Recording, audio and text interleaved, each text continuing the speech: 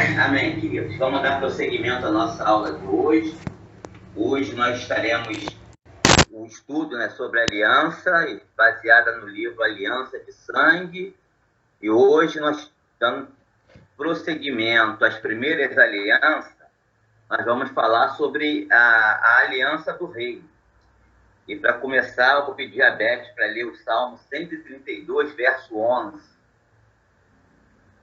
O Senhor jurou a Davi com firme juramento, e dele não se apartará. Um rebento da tua carne farei subir para o seu trono. Bom, essa foi a aliança que Deus fez com Davi, Deus prometeu a Davi que ele sentaria no trono e que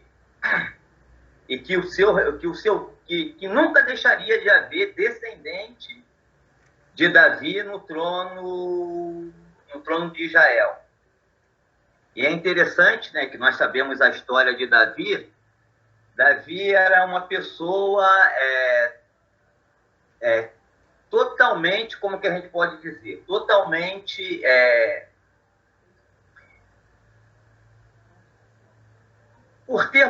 por ordem natural, Davi seria uma pessoa totalmente distante do trono. Por quê? Porque Davi ele era pastor de ovelhas. E é interessante a gente falar que Deus ungiu a Saul como o primeiro rei de Israel, e que Saul ele foi desobediente a Deus, e Deus disse que ia tirar o trono dele e ia dar um outro que era melhor do que ele. Então Deus ordenou ao profeta Samuel que fosse na casa de Jessé, e que lá ele iria ungir um dos filhos de Jessé como sucessor do trono. Então, Samuel mandou que Jessé reunisse todos os seus filhos, e ali fez passar um por um os seus filhos, para que Deus indicasse qual que ele iria ungir rei. E todos os filhos que Jessé colocou diante de Samuel, todos eles passou, e Deus não apontou nenhum deles. Ou seja, Davi era uma pessoa tão improvável que o próprio pai havia esquecido dele. E quando passou todos, Samuel chegou: não tem mais ninguém aí? Não, sim, tem o meu filho caçula. Ele está lá, nos campos lá, cuidando das ovelhas. Então, manda trazer ele. Quando Davi apareceu diante de Samuel, Deus falou: é esse. Aí, então Samuel ungiu a Davi para que ele fosse o próximo rei de Israel. E é interessante, que quando Jessé mostrou seu primeiro filho, provavelmente o primogênito, Samuel olhou para ele, provavelmente comparou com Saul e disse: só pode ser esse. Aí Deus chegou para Samuel: Samuel, eu não vejo como você vê, porque você vê a aparência, eu vejo o coração. Saul, ele foi escolhido pelo povo, e Deus escolheu segundo a aparência, ou seja, aquele que o povo queria. Mas o rei que Deus iria escolher não seria pela aparência, mas pelo coração. Aí, lá no livro de Atos diz, em relação, se eu não me engano, é Paulo falando em relação a Davi. Paulo disse que Deus falou, eu achei a Davi homem segundo o meu coração, e que fará toda a minha vontade. Então, a qualidade que Deus queria para o rei de Israel seria um homem segundo o seu coração, e que fosse obediente. Saul, ele caiu porque lhe faltou obediência. Dessa vez, Deus queria alguém pudesse não ter aparência, mas tinha coração e um coração obediente.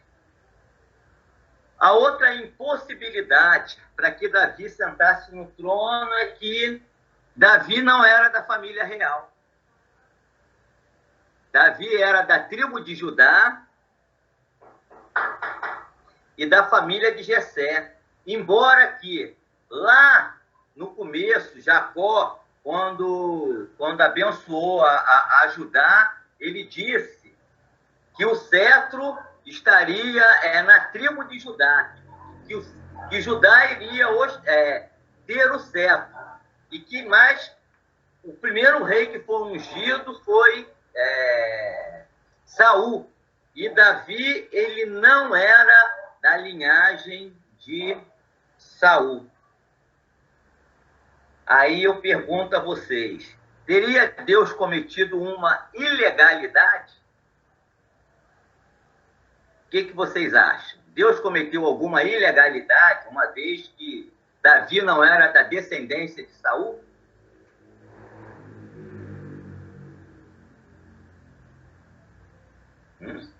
Ninguém? Vocês não leram o livro, não?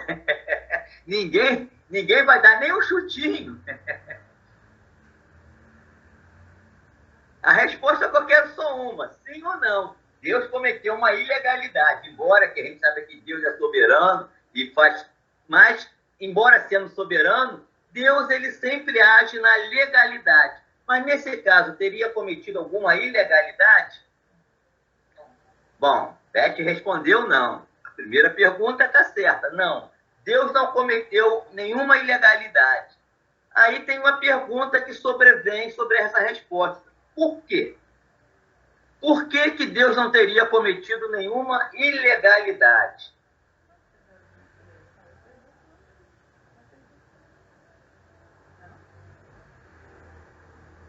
Ninguém quer responder, não? Ninguém se aventura a dar um chutezinho aí?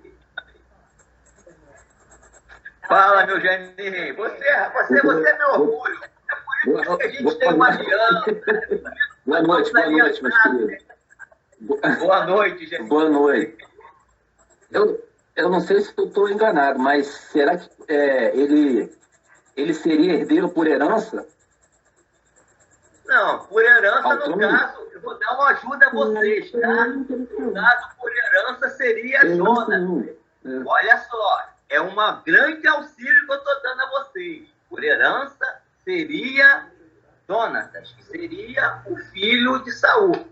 Mas Deus falou que iria tirar o governo de Saul e Davi. Mas não de Jonas. Falou que ia tirar o governo de Saul, mas não de Jonas. Jonas não fez nada para que Deus tirasse. Pela promessa, ô Reinaldo. A palavra não é nem promessa. A palavra é uma outra. Tem a ver com a promessa, é claro. Jacó profetizou que o cetro estaria na tribo de Judá. E Saul não era da tribo de Judá, Saul era da tribo de Benjamim. Mas a palavra não é bem promessa. O que nós estamos estudando? Aliança. Então, olha, já dei duas chances. Primeiro, a segunda chance agora primeiro eu falei que seria Jonas. O herdeiro, no caso, seria Jonas. E agora eu falei que tem a ver com aliança. Agora vocês vão responder, é claro. Porque Saul quando desobedeceu, ele meio que quebrou a aliança. Então, perdeu, rodou. Aí, não, a resposta não é uma aliança que foi quebrada, mas uma aliança que foi feita. Então é a aliança de Meu Abraão. pastor sabe a resposta e está doido para responder, né, meu pastor? Ele está se coçando. Pode responder, meu pastor, responde você. Aí é covardia da sua parte. Se você seguisse na história da aliança que foi feita entre eles, aí você daria oportunidade para a resposta. Mas você estava aquém da aliança deles, aí... Por causa da aliança de Davi com Jonatas? Exatamente. Por causa da aliança de Davi com Jonatas, aliança de sangue, Jonas passou a ser irmão de Davi, pela aliança que havia com eles. Davi passou a ser participante da família real por causa dessa aliança. Portanto, quando Deus ungiu Davi rei sobre Israel, Deus não estava quebrando nenhuma, não estava cometendo nenhuma ilegalidade, porque havia uma aliança de sangue entre Jonatas e Davi. E com essa aliança, Davi ele foi participante da família real. Amém? Alguma dúvida em relação a isso aí? Alguém gostaria de fazer alguma colocação? Oi. Se não, vamos ver o texto onde isso está colocado, tá? 1 Samuel 18, verso 3 e 4.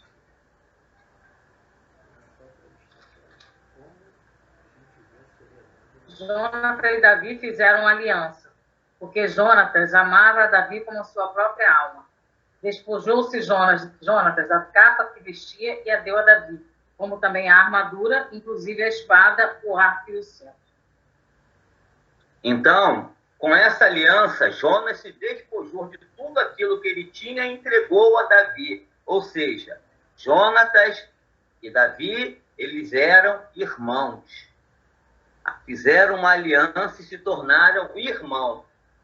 Davi estava protegido com essa aliança por tudo aquilo que Jonatas representava como o filho do rei. Amém, queridos?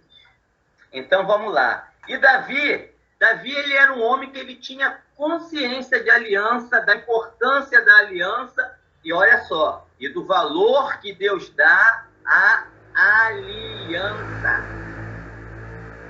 Deus, quando nos chamou e nos resgatou, Deus ele nos chamou, ele nos resgatou através de aliança.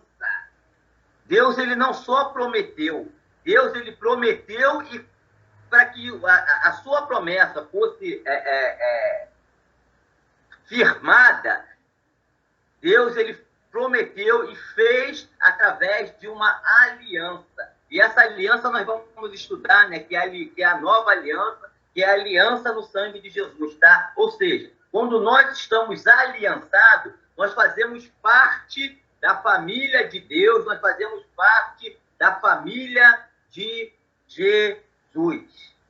É por isso que quem está aliançado com Deus tem a garantia, tem a certeza que as promessas de Deus vão ser cumpridas na nossa vida. Porque Deus prometeu e prometeu através de aliança.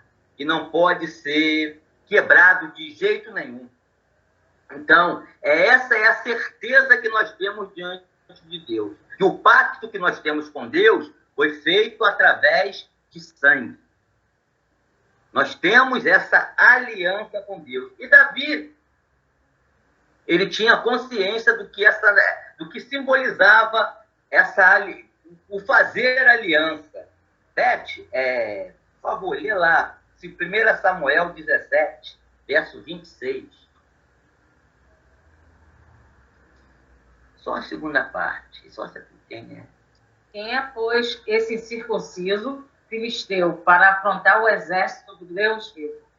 Davi, ele quando foi lutar com Golias,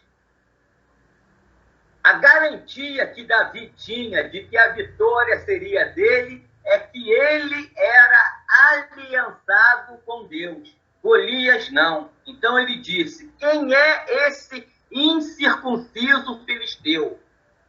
Quem é esse cidadão que não tem aliança com Deus? Ele é incircunciso.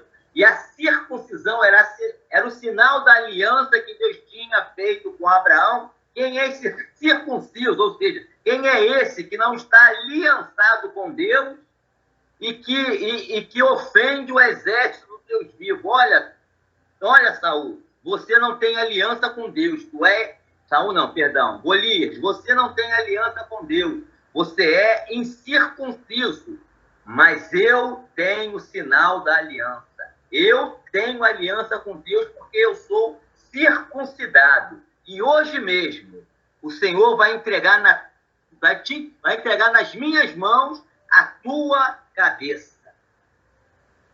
Então, Davi não tinha arma, Davi não tinha armadura, até porque a armadura de Saul, graças a Deus, não coube nele, mas ele tinha o sinal da aliança com Deus. Ele sabia que ele estava com aquela aliança que ele tinha com Deus, ele estava protegido, e que o seu inimigo, a saber, Golias, não teria nenhuma vitória sobre ele, porque ele era aliançado.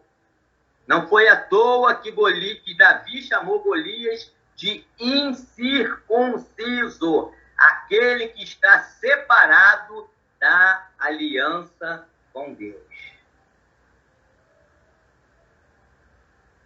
E nós, queridos, precisamos ter essa mesma consciência de que Davi tinha do que é uma aliança. O fato de nós termos aliança com Deus é a razão principal da certeza da nossa vitória. Se não fosse pela aliança que nós temos com Deus através de Cristo, porque quem firmou essa aliança e passou para nós foi Cristo, a fé seria fé sem consistência, seria fé pela fé. A gente só teria confiança na oração e não no Deus que responde a oração. E ele responde por quê? Porque nós estamos aliançados com ele através de Jesus Cristo. E essa certeza dessa aliança, ela nunca pode fugir do nosso coração, porque é a garantia que nós temos de que Deus está conosco, de que Deus habita em nós, de que nós somos templo do Espírito Santo. Deus não habita, como Renata cantou, em templo feito por mão de homens, mas habita conosco. Estamos aliançados com Ele. Amém? Bom, então vamos seguir. Porque, como eu falei para você, Davi, ele tinha consciência de aliança. E ele sabia que ele tinha feito uma aliança com Jonas. Por isso ele estava sendo rei, mas como ele tinha feito uma aliança com Jonas, ele também tinha que cumprir a parte dele nessa aliança. E ele procurou saber se entre os descendentes de Saul ainda havia algum vivo para que ele pudesse fazer o bem. Então, eles falaram, olha, lá em Lodebar significa, tá, querido, lugar de destruição, tem um filho de Jonatas, que quando ele fugiu da cidade, a sua babá, né, a pessoa que cuidava dele, tropeçou, e ele caiu, e ele tem os 2 pés aleijados. Então, queridos, o livro ele faz uma simbologia muito interessante em relação a essa aliança entre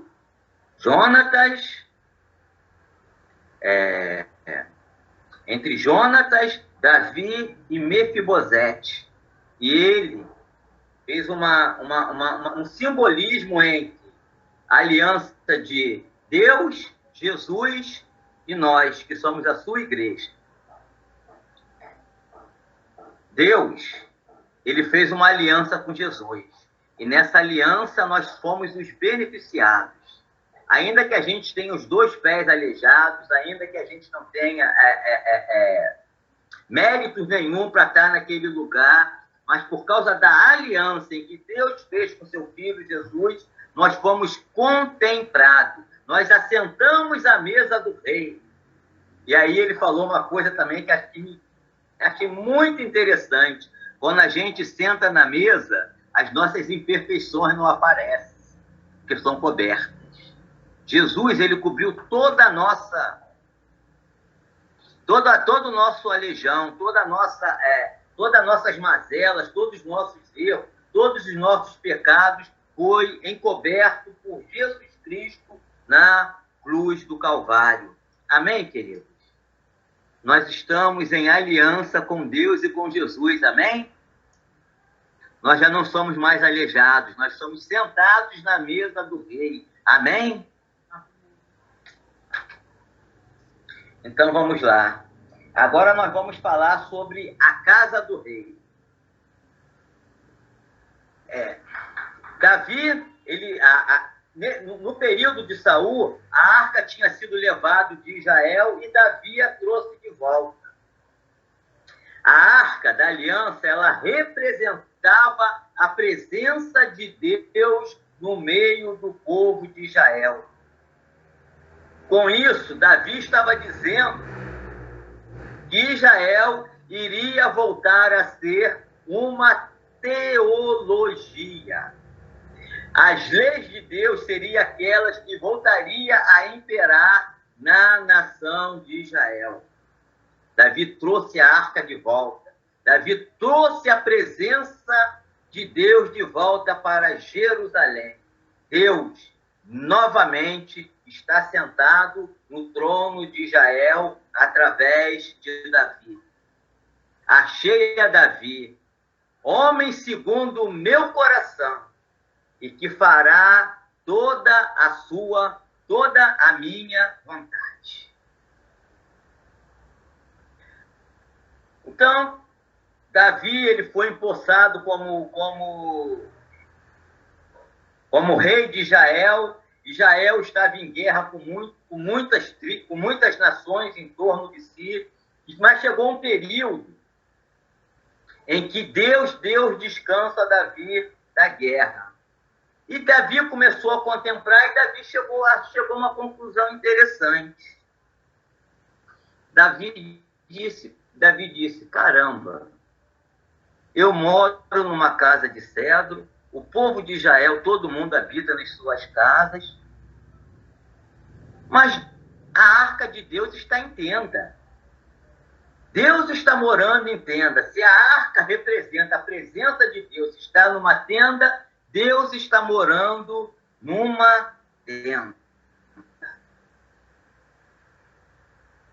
Então, Davi decidiu que ele iria construir uma casa para que Deus habitasse em uma casa. Beth, abre lá em 2 Samuel, capítulo 7, verso 1 e 2.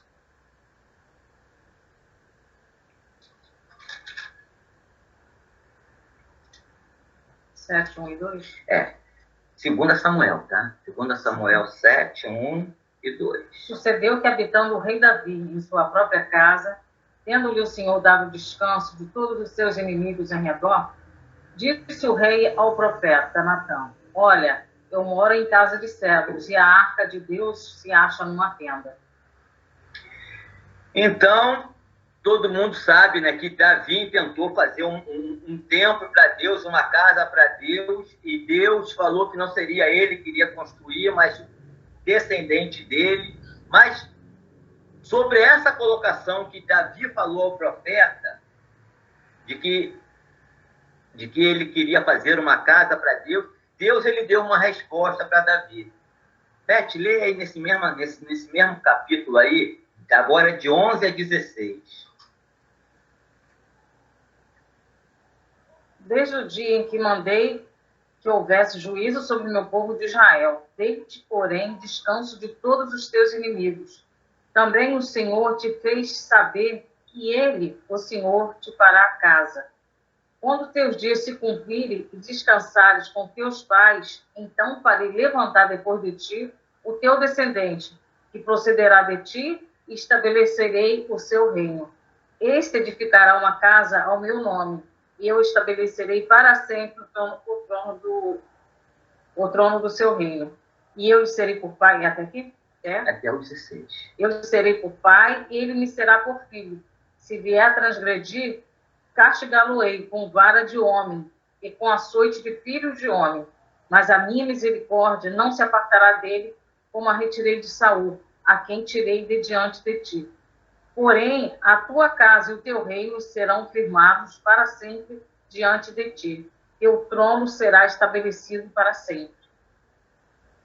É interessante, né, que essa promessa de Deus a Davi ele tem parte em Salomão, visto que Salomão construiu a primeira casa, mas a seu cumprimento total deu-se em Jesus.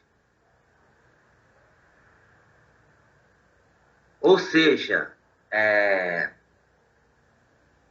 a casa onde Deus iria habitar perpetuamente e cujo qual o trono de Davi iria se perpetuar, não seria em Salomão. Até porque Salomão morreu e não ficou para sempre no trono, e depois vieram seus filhos. E o próprio templo que Salomão construiu, ele foi destruído. Ele foi destruído enquanto da invasão de Nabucodonosor em Jerusalém. Nabucodonosor, o exército dos caldeus, ele destruiu o templo que Salomão construiu. Mas o templo que Deus estava falando, em que ele habitaria para sempre, esse trono, que seria o seu filho, essa profecia se cumpriu cabalmente em Jesus. E é interessante, né, que houve um momento na vida de Jesus em que Jesus disse para os anciãos de Israel: olha só, destruam esse templo e eu em 3 dias o construirei.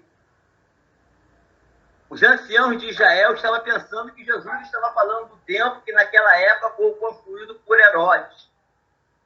Só que Jesus estava falando do seu próprio corpo.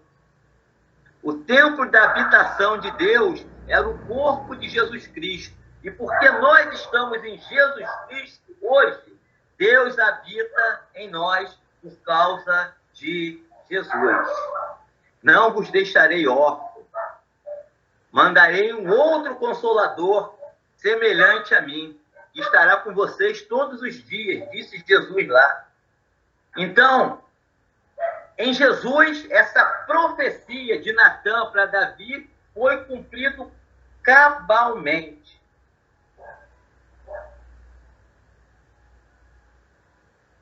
E vamos falar agora um pouquinho sobre a construção do templo, tá?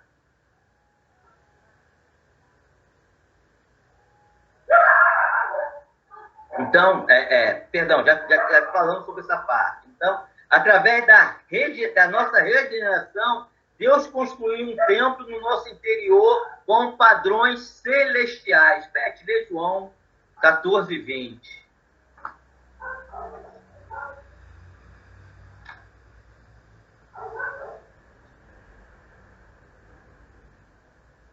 João 14, 20. Naquele dia, vós conhecereis que eu estou em meu Pai, e vós em mim, e eu em vós. Então, queridos,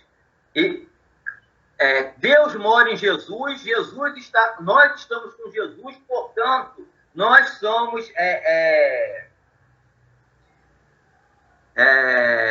a habitação de Deus, a verdadeira habitação de Deus, esse Deus que não mora em templo construído por mãos de homens, somos nós, aqueles que cremos.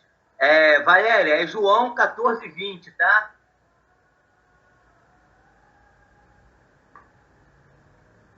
Mas, ainda nesse mesmo discurso, um pouco antes, Jesus também estava falando sobre construções de templo. Beth, lê lá. João 14, de 1 a 3. Não se turbe o vosso coração. Credes em Deus, credes também em mim. Na casa de meu Pai há muitas moradas. Se assim não fora, eu não teria dito: vou preparar-vos lugar. E quando eu for e vos preparar lugar, voltarei e vos receberei para mim mesmo, para que onde eu estou estejais vós também.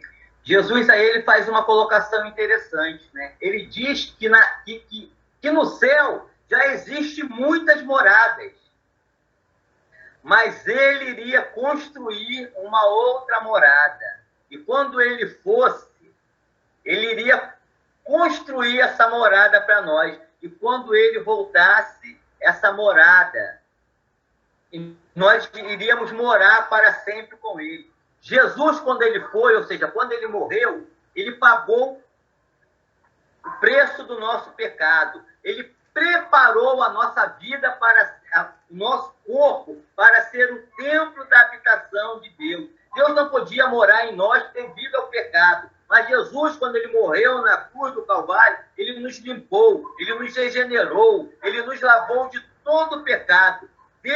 Jesus fez de nós, para Deus, uma casa, uma morada, onde ele estaria sempre conosco. Então, naquele dia, eu estarei com o Pai e vós estarão comigo. João 14, 20. Então, é a promessa de que nós estaremos sempre com Jesus. A casa que Jesus preparou para a morada do Pai somos nós. O templo que Jesus preparou para a morada do Rei somos nós. A profecia do reino eterno, do que o descendente de Davi, do rei que sentaria para sempre no trono de Davi, se cumpriu em Jesus. A promessa da construção do templo de habitação de Deus somos nós. Nós somos a verdadeira casa de Deus. Deus habita em nós em espírito. É interessante, queridos, que quando Deus nos convida, quando Deus convida a humanidade para cortar uma aliança, essa aliança que Deus nos chama para cortar tem tudo a ver com relacionamento. Deus, quando nos convida para fazer uma aliança, Deus nos convida para termos relacionamento com Ele. Ou seja, Deus nos convida para termos intimidade com eles. E não existe lugar de maior intimidade que não seja na nossa casa. Hoje nós estamos vivendo uma pandemia. Quando a gente sai de dentro da nossa casa, a gente coloca uma máscara porque quer se proteger. Dentro de casa, não. Estou vendo o Renato ali com Marlene, com Renatinha sem máscara. Eu estou vendo Simone ali com Gênesis sem máscara. Eu já vi a Jo com a Suelen, com a Nil, dentro da casa dela sem máscara. Ou seja, na nossa intimidade, na nossa casa, nós temos intimidade, nós temos relacionamento. E quando Deus nos diz que nós somos da sua casa, Deus, ele quer manter a intimidade mais restrita possível. Amém, queridos?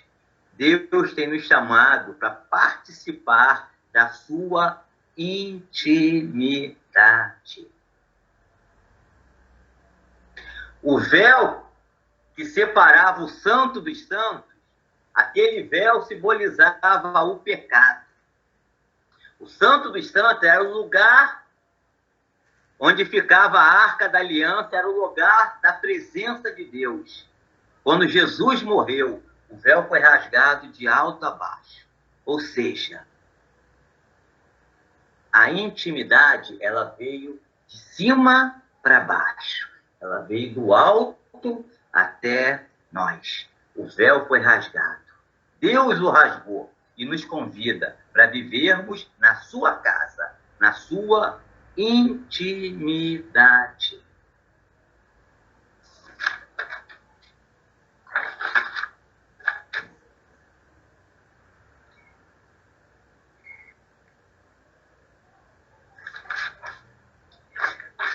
Bom, queridos, e agora, para terminar, eu gostaria de ler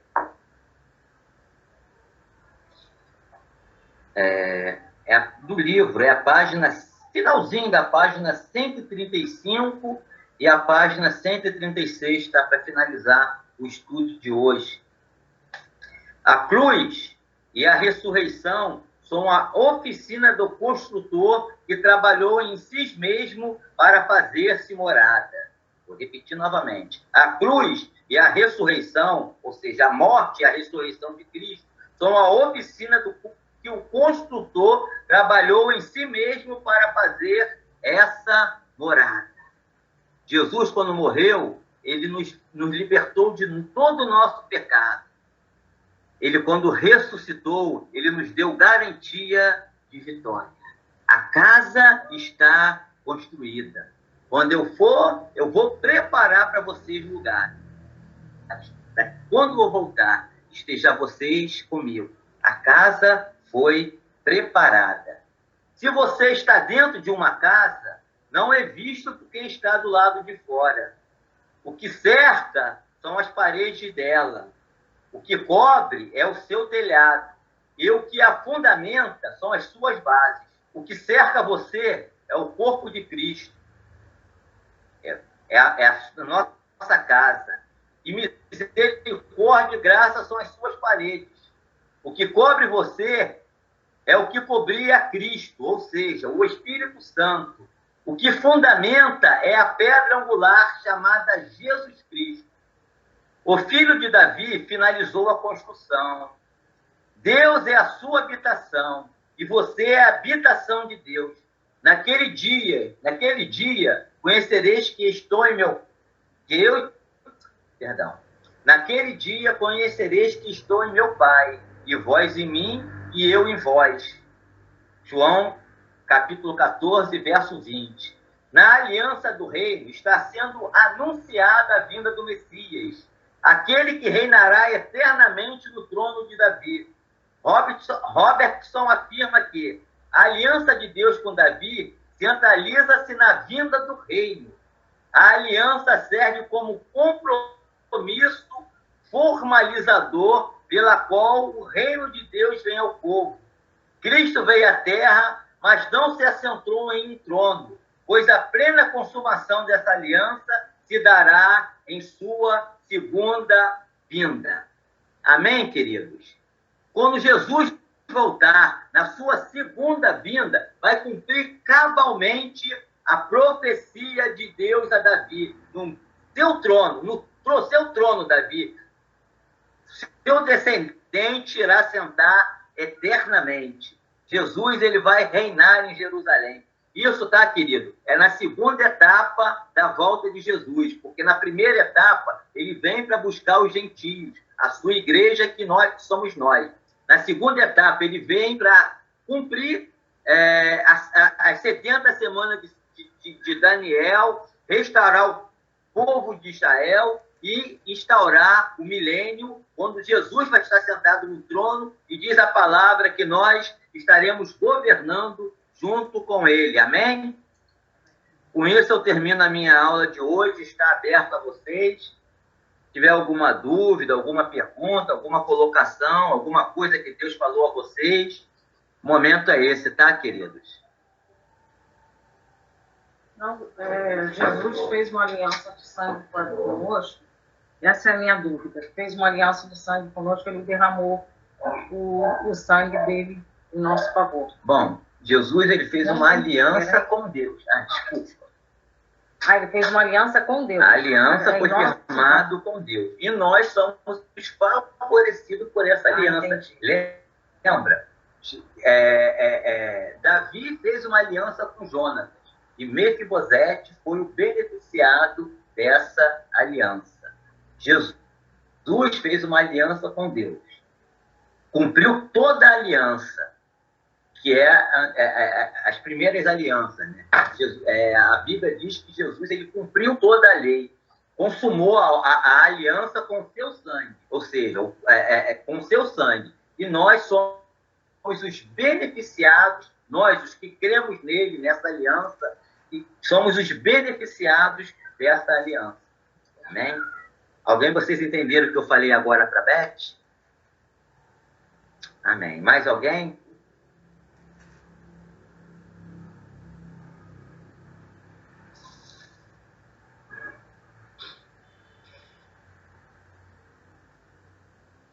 Não tem mais ninguém? Renato, está contigo, meu pastor.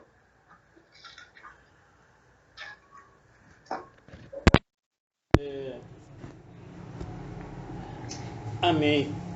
É interessante, né, assim, umas coisas que chamam muito a atenção é a aliança de Davi e Jonatas, que a gente vê a seriedade da aliança, né? A gente vê a seriedade da aliança e trazendo para nós, e aí nos serve de alerta, né? assim como nós podemos fazer alianças certas e trazer benefícios, nós podemos fazer alianças erradas. Então nós temos que estar atento com relação a essa importância da aliança. Isso aconteceu com Josué, quando aquele povo que era próximo enganou Josué, veio com pão mofado, veio com roupa rasgada, simulando que vinha de longe. E Josué fez uma aliança com eles de proteção e depois eles se deram a conhecer e aí já estava feito, Só que também por conta disso, eles pagaram um preço que viraram cortadores de linha e carregadores de água. Passaram a trabalhar lá e servir, né? Então, tem uma profundidade na questão da aliança. E essa aliança de Deus, de Jesus com o Deus, e o benefício que nós recebemos por essa aliança é muito grande. Então, nós que estamos estudando a aliança, a gente, cada dia mais, eu entendo, né, que abre, assim, o nosso entendimento da profundidade do que é uma aliança, da seriedade do que é, né, e os benefícios. Então nós precisamos entender, né, tomar cuidado, entender e, acima de tudo, tomar posse dessa aliança aí. Essa aliança que até o livro tem a parte que fala aqui, o rei, sabe aí, que era aliança, Deus, Jesus e nós, né? Então isso é muito interessante. E com relação a Deus habitar em nós, né, isso é tudo, né?